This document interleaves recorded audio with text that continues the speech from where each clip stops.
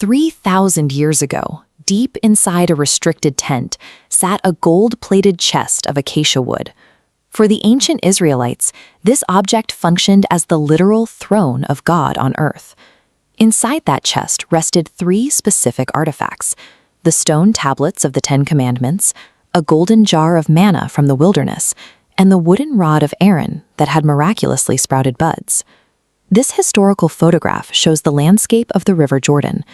According to the record, when the priests carrying the ark stepped into these waters, the river stopped flowing entirely, allowing an entire nation to crossing on dry land. And here, at the excavation site of ancient Jericho, you can see the deep trenches and destruction layers. The Israelites marched the ark into hostile territory, circling until its heavy stone defenses collapsed. It parted rivers and leveled fortifications. The ark was the absolute center of the Israelite world, the ultimate physical manifestation of divine power. In 586 BC, King Nebuchadnezzar of Babylon breached the walls of Jerusalem. His armies slaughtered the inhabitants and completely burned the temple to the ground. We know the Babylonians were meticulous accountants. When they sacked a city, they recorded every single piece of loot they took, from large bronze pillars down to individual fire pans and shovels. But when you read the final inventory of what they pulled out of the burning temple in Jerusalem, the Ark of the Covenant is missing from the list. No record of its capture exists. The most important object in the ancient world simply vanished from history, leaving behind a 2,500-year-old cold case. This historical overview shows the Temple Mount in Jerusalem, which remains the primary starting point for any investigation into the artifact's fate. The search generally breaks down into a few main theories. 1. Babylon destroyed it in the fire to melt down the gold. 2. Temple priests lowered it into a labyrinth of secret tunnels beneath the mount right before the city fell. Sprawling excavation sites like this one have fueled theories 3 and 4. Ancient Jewish tradition suggests the prophet Jeremiah hauled it out into the wilderness to hide it at Mount Nebo. Others believe it's buried in an undiscovered dig site just outside the city walls. Theory 5 claims it was smuggled to Babylon off the official records. And Theory 6 points directly to this building, the Church of St. Mary of Zion in Ethiopia, where monks claim to guard the real ark. People have spent centuries obsessively hunting for this box, but that search is driven by a misunderstanding of what the ark actually was. Popular culture treats the ark like a magic talisman, a divine weapon that guarantees military victory to whoever holds it.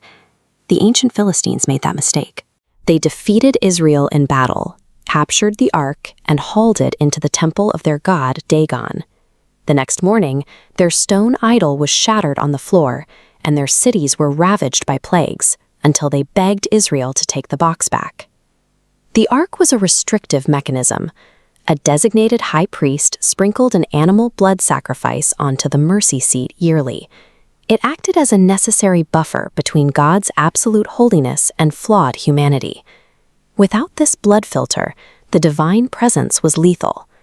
The ultimate proof of this transition is standing right here. When the Israelites rebuilt the temple over these massive foundation stones, they created a new Holy of Holies, but they left the room completely empty. They never forged a replica. God chose not to replace the missing ark, signaling that this terrifying physical medium of relationship was coming to an end.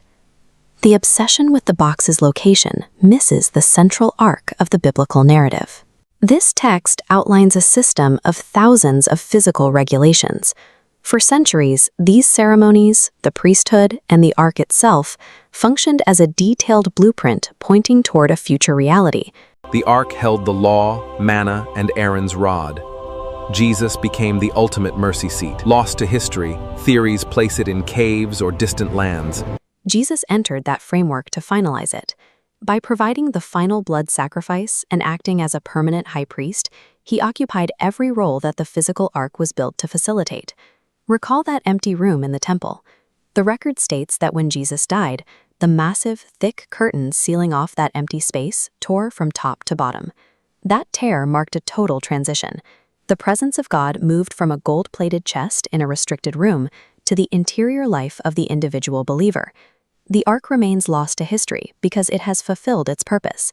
The search for the physical box is a search for a shadow when the substance has already arrived.